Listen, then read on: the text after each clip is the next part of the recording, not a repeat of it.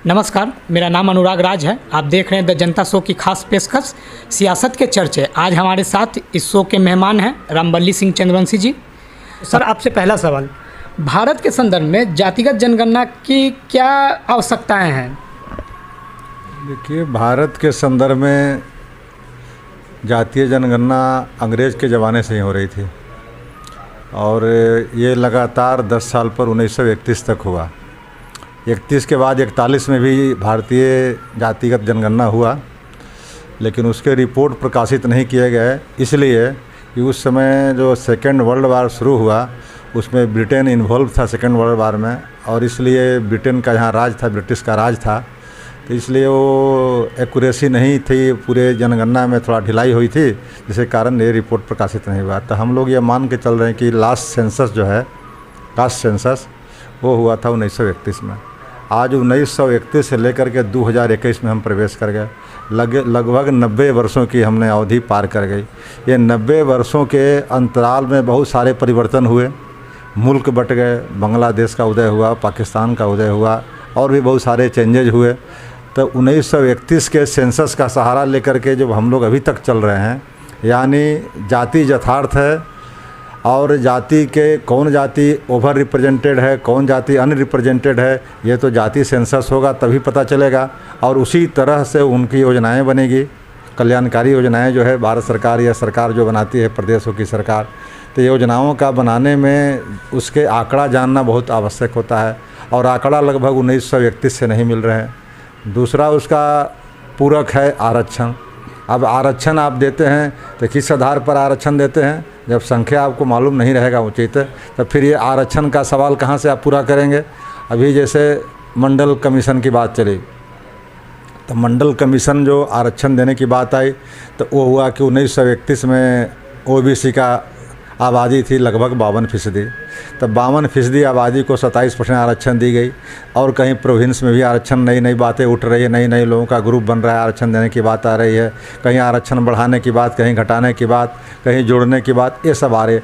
तो उसका आधार क्या है? उसका आधार सिर्फ ये है, जातिगत जनगणना होता है। तीसरी बात मैं ये कहना चाहता हूँ कि जब यहाँ भारत के अंदर ओबीसी की गणना नहीं हो रही है, लेकिन शेड्यूल कास्ट की हो रही है, शेड्यूल ट्राइब्स की गणना हो रही है, माइनॉरिटीज़ की गणना हो रही है, और धर्म के आधार पर गणना हो रही है, और यहाँ तक कि जितने पक्षी और जानवर और ये सब है उसकी भी गणना हो रही है। तो फिर ये जाति जनगणना से सरकार क्यों डर रही है अभी, जब मुल्क के लोग तैयार हैं, जनता चाहती है? यहाँ से खास करके बिहार से तो एक बार नहीं 2-2 बार पूरा बिहार विधानमंडल से सर्वसम्मत से प्रस्ताव पारित करके दिए गए प्रधानमंत्री को। तो ये प्रधानमंत्री और भारतीय जनता पार्टी को पता नहीं क्यों डर है जातिगत जनगणना से। इसका मतलब होगा कि वो चाहते हैं कि हमारा पोल खुल जाएगा। पोल का क्या खुलेगा कि कुछ जाति विशेष के लोगों को आज मीडिया हाउसेज पर कब्जा है, आज इंडस्ट्रीज हाउसेज पर कब्जा है, आज जुडिशरी पर कब्जा है, आज सारे चीज़ों पर कब्जा है, और बाकी जो आबादी है वह आज अनरिप्रेजेंटेड है। इसलिए इस बात का उनको भय है कि सर, आपको ऐसा नहीं लगता कि जातिगत जनगणना से समाज में भेदभाव बढ़ेगा? देखिए, जाति सर काम जाति आधार पर हो रहे हैं। जाति यथार्थ है, जैसे धर्म यथार्थ है, उससे ज़्यादा यथार्थ है जाति। और जाति जनगणना जो है वो उसका ही एक समाधान है। अब देखिएगा कि अलग अलग जाति समूह अपना जाति जनगणना कराती है, अपने ढंग से कराती है, और पॉलिटिकल पार्टी भी, जितने पॉलिटिकल पार्टी है, थोड़ा डिग्री का फ़र्क कर सकते हैं, हर पार्टियां जातीय आधार पर टिकट देती है, जातीय आधार पर कैंपेन करती है, जातीय आधार पर सब करती है। तो जाति तो यथार्थ है, जाति में शादी ब्याह से लेकर के और चीज़ें हो रही है, तो फिर जाति बढ़ने की बात कहाँ है? कि जाति को विकसित करने की बात करनी चाहिए। सर, लोग ऐसा भी कह रहे हैं कि जातिगत जनगणना होगी तो समाज में भेदभाव होगा, हिंसा होगा। क्या आपको लगता है कि हिंसा समाज में होगी इससे? फिर ये तो जो जाति के विरोधी लोग हैं, जाति विरोधी मतलब कि आरक्षण विरोधी जो लोग हैं, वह जातीय जनगणना से इस तरह की भावना को रखते हैं। लेकिन यहाँ तो दूध का दूध और पानी के पानी करने की बात है।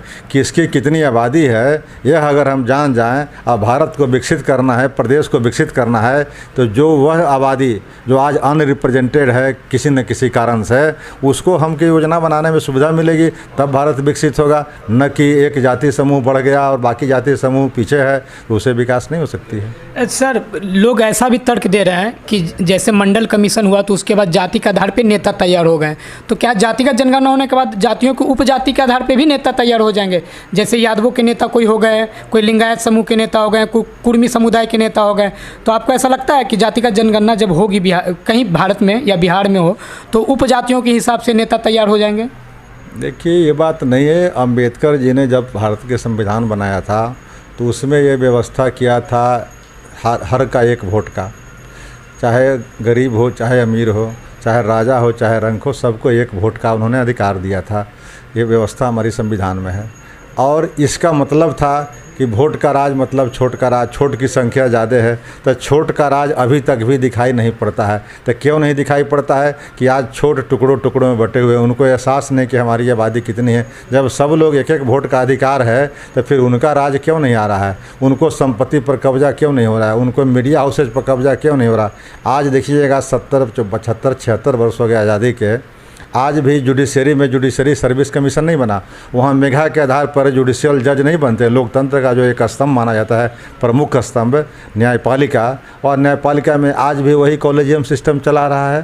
तो यहाँ पर मेधा का हनन नहीं हो रहा है, लेकिन यहाँ पर जाति के विरोधी लोग कहते हैं कि जात पात बढ़ जाएगी, मेधा की बात नहीं होगी। मेधा की बात तो वहाँ भी करना चाहिए था कि कंपटीशन होना चाहिए था, जुडिशल सर्विस कमीशन होना चाहिए था। मेधा के आधार पर जो जज बनते। सर, कॉलेजियन सिस्टम को ख़त्म करना संभव है? संभव बिल्कुल है, संभव नहीं अभी तक हुआ है, यही आश्चर्य की बात है। जातीय जनगणना अभी तक नहीं हो रही है, यही आश्चर्य की बात है। इसलिए कहीं न कहीं इस चीज़ को अब जनता समझने लगी है और अब बहुत दिन नहीं है। अगर भारत की सरकार जातीय जनगणना कराना नहीं चाहती है या नहीं कराएगी तो हो सकता है कि आने वाला चुनाव में भारतीय जनता पार्टी को और उसके नेतृत्व वाली सरकार को भुगतना पड़े। सर, आपको क्या लगता है कि जातिगत जनगणना का आरक्षण पर क्या प्रभाव पड़ेगा?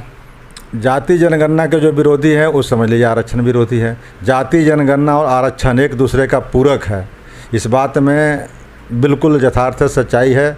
इसलिए जो लोग जातीय जनगणना के विरोध कर रहे हैं वो सीधे आरक्षण का विरोध कर रहे हैं। आरक्षण जब मिलेगा तो जाति की जनगणना जरूरी है। किसको कितनी संख्या उसी आधार पर आरक्षण आप देंगे।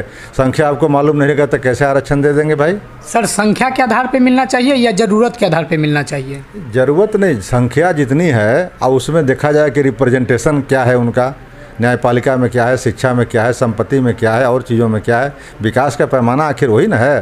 तो जब संख्या उनकी है और उनकी भागीदारी नहीं है, अब जुडिशरी में मात्र 2-4% लोग का ही ये है भरा हुआ है उसमें न्यायपालिका में। ये 2-4% लोग अगर जुडिशरी का करते हैं तो क्या वो इस सिस्टम से अलग हैं? न्यायपालिका में जो आ गए न्यायाधीश बन गए तो उनकी भी तो मानसिकता वही काम करेगी जो जिस जाति में पैदा लेते हैं। फिर उन जातियों के प्रति उनकी क्या भावना होगी? उनके प्रति उनका प्रिजुडिस होगा ना, पूर्वाग्रह होगा। तो वह पूर्वाग्रह कहीं न कहीं न्याय की जो प्रक्रिया है उसमें दिखाई पड़ती है। इसलिए आप सबको अगर साथ चलना चाहते हैं, विकास करना चाहते हैं, भागीदारी चाहते हैं तो निश्चित रूप से सबको लेकर चलने की ज़रूरत है। सर, जातिगत जनगणना सरकार ने साफ कर दिया है कि जातिगत जनगणना नहीं हो रही, तो इस षड्यंत्र के पीछे आपको क्या खेल लगता है? कि जातीय जनगणना अगर इतनी दबाव के बावजूद भी अब यहाँ सर्वदलीय डेलीगेशन मिलने गया नीतीश कुमार जी के नेतृत्व में, प्रधानमंत्री जी ने बहुत अच्छी से बातें किया और उसके बाद भी जातीय जनगणना के लिए जब महाराष्ट्र सरकार के सवाल पर सुप्रीम कोर्ट में अपना हलफनामा जो दायर किया है केंद्र सरकार ने, उसमें यह बात स्पष्ट हो गई कि केंद्र की सरकार जातीय जनगणना नहीं चाहती है। तो इसके पीछे जो राजनीतिक विश्लेषक हैं या जो समाजशास्त्री हैं वे खुल के इस बात को समझ रहे हैं कि इसके पीछे भारतीय जनता पार्टी के पीछे भी एक तत्व है, एक वर्ग है, एक समूह है जिसका नाम है राष्ट्रीय स्वयंसेवक संघ। राष्ट्रीय स्वयंसेवक संघ हिंदू और मुसलमान की बात करते हैं, हिंदुत्व की बात करती है। उसको इससे कहीं न कहीं भय है कि अगर जाति जनगणना होगी, जातिवाद बढ़ेगी तो हमारा हिंदुत्व कमज़ोर पड़ेगा। इसलिए वह चाह रहे कि किसी भी कीमत पर जाति जनगणना नहीं हो। सर, कुछ लोग ऐसा बोल रहे हैं कि ये सिर्फ ओबीसी की गिनती है, तो सिर्फ ओबीसी की गिनती है या सभी जातियों की गिनती है? आपको मैंने बताया कि schedule caste and schedule tribes की गिनती होती है, माइनॉरिटीज़ की भी गिनती होती है। तो अब बच जाते हैं सिर्फ ओबीसी और सामान्य लोग। तो सामान्य लोग और ओबीसी की गिनती करने में क्या दिक्कत है भाई? आप ये वो कॉलम जोड़ना था जितने 26-27 कॉलम का सेंसस जो होता है हर 10 साल पर, तो उसमें आपको एक जाति का कॉलम जोड़ना था, उससे सारी बातें आ जाती। लेकिन आपने देखा कि 2011 में 5,000 करोड़ रुपया भारत सरकार ने खर्च किया और उसका खामियाजा क्या हुआ?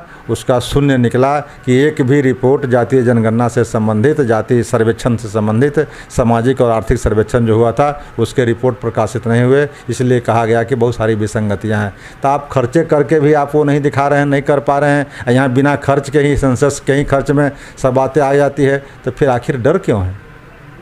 सर, आप आरजेडी के अति पिछड़ा प्रकोष्ठ के प्रदेश अध्यक्ष हैं, तो आप क्या लगता है कि अगर सरकार जातिगत जनगणना नहीं करेगी तो इसके लिए आरजेडी ज़मीनी स्तर पे आंदोलन करेगी?